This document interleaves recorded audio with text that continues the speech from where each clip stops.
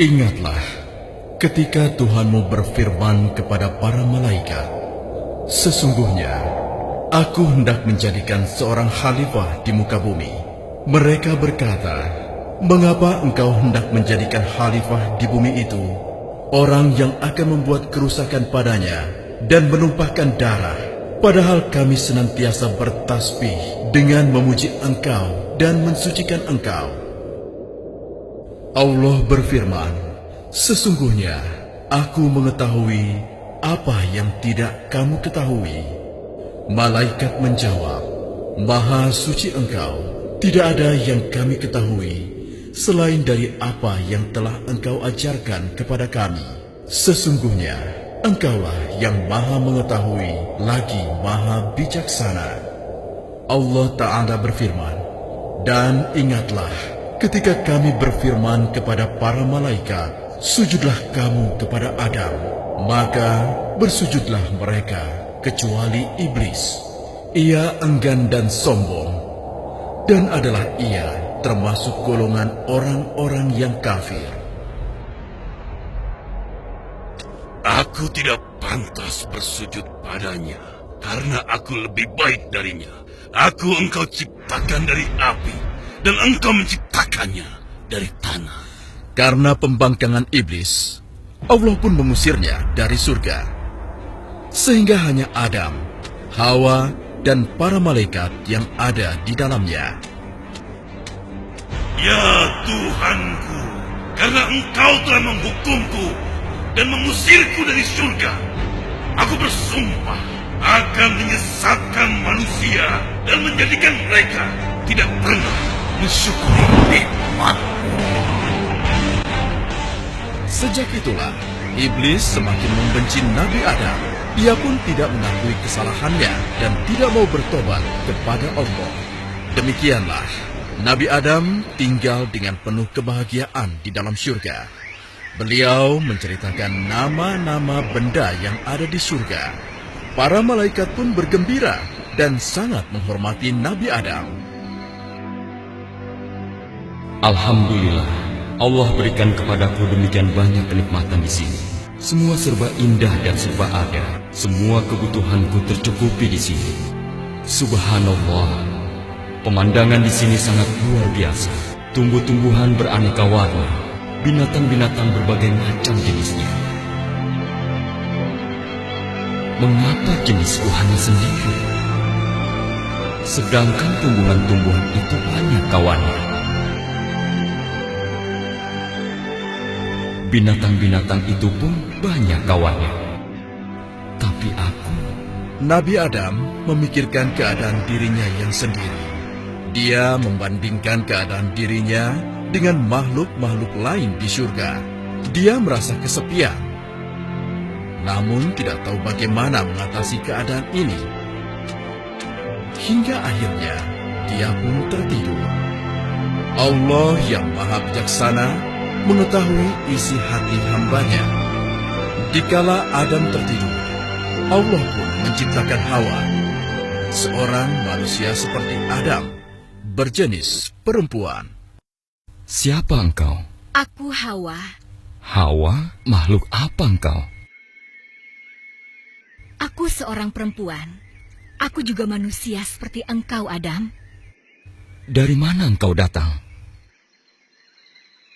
Allah yang maha besar telah menciptakan aku dan memerintahkan aku untuk menemanimu dan mendampingimu sebagai istrimu. Ya Allah, maha suci engkau. Engkau maha mengetahui apa yang ada di dalam hati hamba-Mu. Terima kasih ya Allah atas anugerah ini.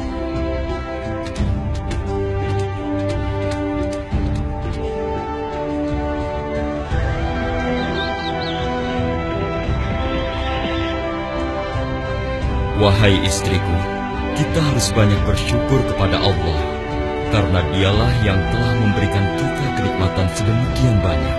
Allah mempersilahkan kita memakan apa yang kita mau di seluruh surga ini. Iya, suamiku. Aku pun mengerti, karena Allah lah kita bisa seperti ini. Kita harus banyak bersyukur kepadanya. Alhamdulillah. Terima kasih ya Allah. Demikianlah, sejak saat itu Adam pun tidak sendiri lagi. Allah menciptakan Hawa sebagai teman dan pendamping hidupnya. Dan kita harus selalu ingat agar kita tidak mendekati pohon yang dilarang Allah itu.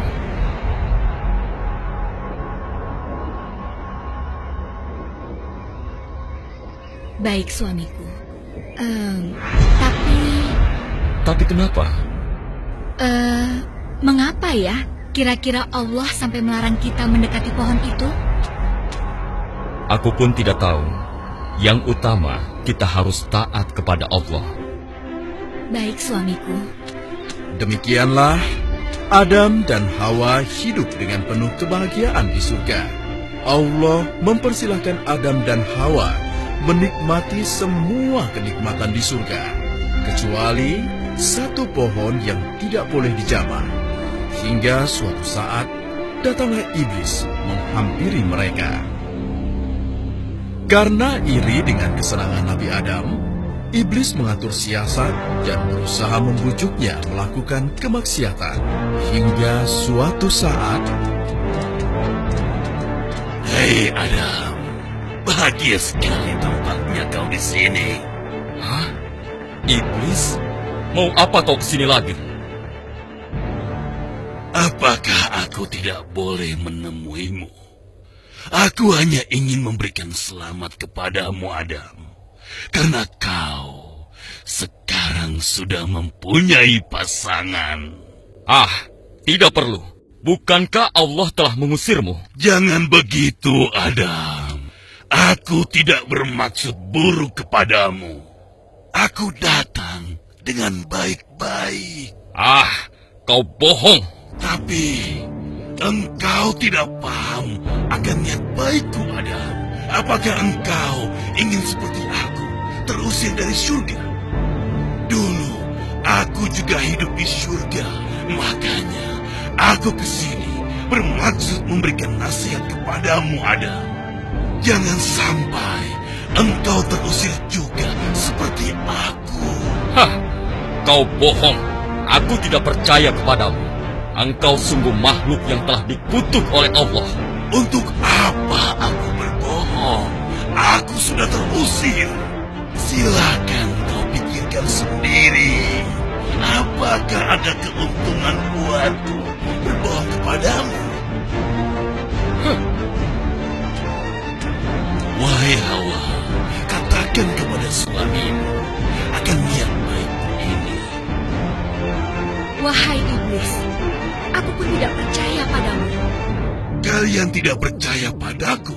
Apakah kalian tidak tahu akibat yang harus aku pikul untuk dapat menemuimu di sini? Aku ini berjuang setengah mati untuk kalian. Wahai Adam, Hawa. Berjuang apa? Sesungguhnya aku ingin mengabarkan kepada kalian suatu rahasia besar. Rahasia besar apa? Adam, Hawa, dengarkan aku. Aku ingin menyampaikan satu hal yang harus kalian ketahui. Apa? Katakan cepat. Untuk mendekati pohon itu, Hah? tahukah kalian apa sebabnya?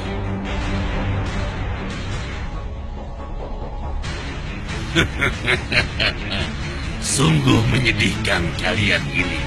Lalu kenapa? Memang kau tahu, iblis? Hawa, jangan sepelekan aku. Aku hidup di surga lebih dahulu dari kalian. Aku bertemu Allah lebih lama dari kalian. Dan aku berteman dengan para malaikat itu juga lebih lama dari kalian. Jelaslah, aku tahu semua hal tentang surga. Hah? Kalau kau memang benar, katakanlah. Mendekatlah, Ada. Kalau tidak karena aku sayang kepadamu, tak akan aku beritahu rahasia besar ini. Ketahuilah Adam dan Hawa, sungguh Tuhan kalian tidak melarang untuk mendekati pohon ini. melainkan supaya kalian tidak menjadi malaikat atau tidak menjadi orang yang kekal. Hah? Maksudmu? Sesungguhnya Allah tidak menghendaki kalian berdua untuk selamanya berada di surga ini. Suatu saat nanti Allah akan mengusir kalian sebagaimana Dia mengusir aku. Dan kalian pun akan hidup susah selama-lamanya. Hah? Bohong kau iblis. Kalian masih mengatakan aku bohong. Untuk apa aku berbohong?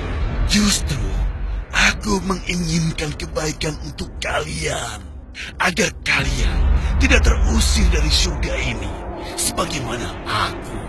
Lalu, apa yang harus kami lakukan? Sederhana saja.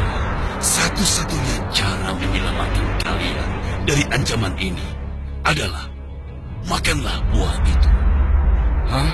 Tidak mungkin. Allah telah melarangku untuk mendekatinya. Adam, jangan bodoh. Pikirkan nasib istrimu. Apakah kau tega membuatnya susah dan bersedih? Pikirkan baik-baik. Jangan keras kepala. Lakukanlah sebelum terlambat. Dan jangan sampai kau menyesal. Kelak-kelak kau Adam. Terimalah pembalasanmu.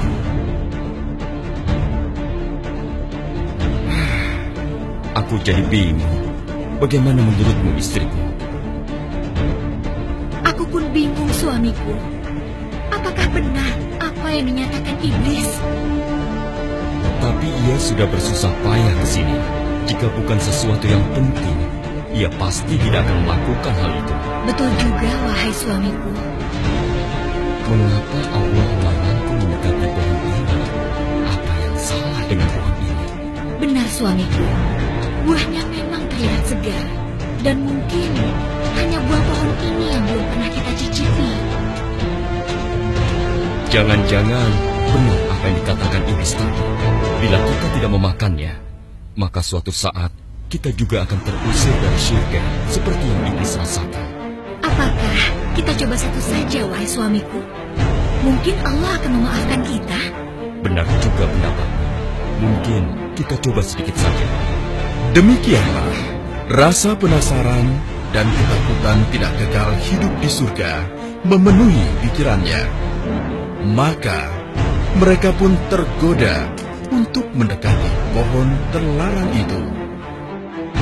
Adam pun tergerak untuk memetik dan memakan buah dari pohon yang Allah telah larang itu.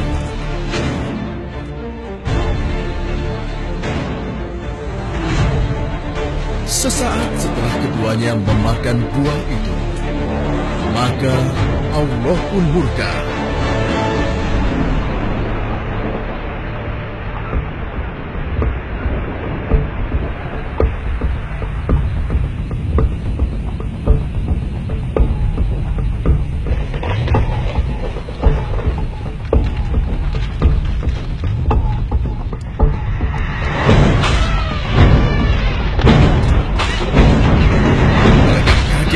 Dan takut bukan kepada.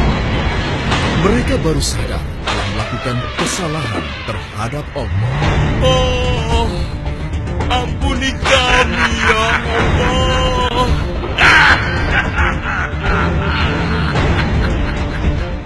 Rasakan kau Adam. Akhirnya aku berhasil menipu. Namun semuanya sudah terlambat. Allah pun mengusir mereka berdua keluar dari surga. Diiringi sorak-sorai dan tawa penuh kemenangan dari iblis.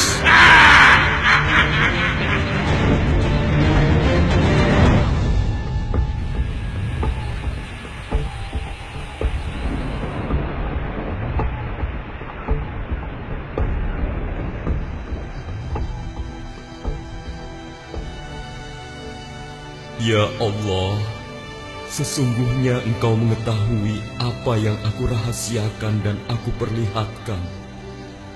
Engkau Maha tahu kelemahan dan kehinaan yang ada pada diriku. Maka ya Allah, ampunilah aku, ampunilah dosa-dosaku.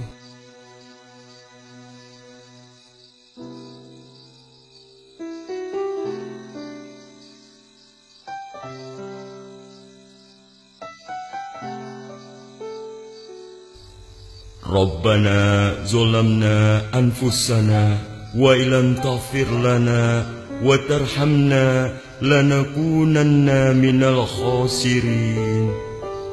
Wahai Tuhan kami telah bersalah menganiaya diri kami sendiri.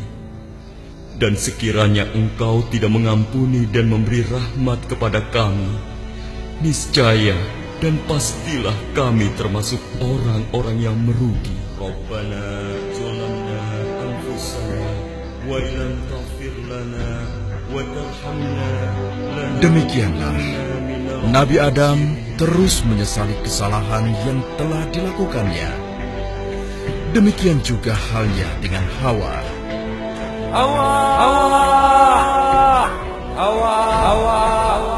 Mereka Allah turunkan ke dunia dengan jarak yang terpisah jauh.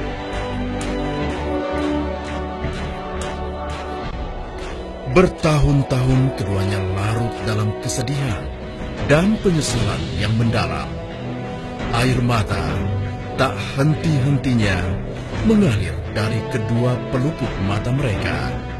Perasaan hina dan malu di hadapan Allah menjadikan mereka senantiasa tertunduk. Sampai akhirnya, dengan kasih sayangnya, Allah pun mengampuni dan memaafkan mereka. Dan dengan izinnya, akhirnya mereka pun dapat bertemu kembali dan hidup beranak pinak mengisi dunia.